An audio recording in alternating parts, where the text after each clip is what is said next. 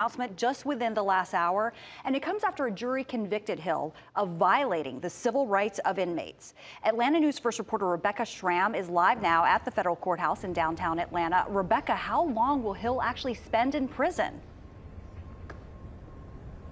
Well, remember, Joy, prosecutors wanted him to serve nearly 4 years in prison. Hill's attorney wanted no prison time. The judge said she truly struggled in this case. She gave it a lot of prayer, and in the end, she sentenced the former sheriff to 18 months in prison.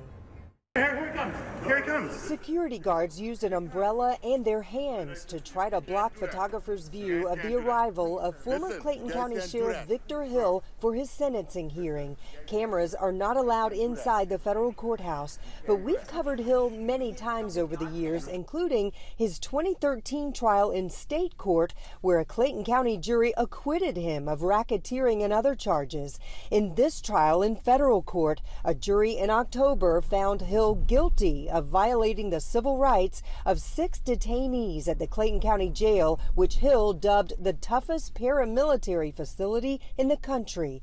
Prosecutors convinced jurors that Hill ordered the detainees strapped into restraint chairs for hours on end, not because they posed a threat, but for punishment and retaliation. Hill deprived these detainees of their constitutional and lawful rights.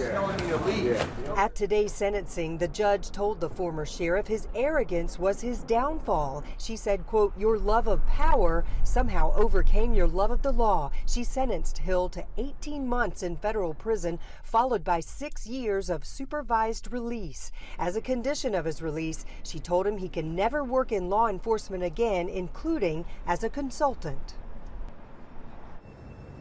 Now, the judge is allowing Hill to self-report to prison. When and where that happens will be up to the Federal Bureau of Prisons. A prosecutor told me that it can sometimes take a few weeks to sort that out.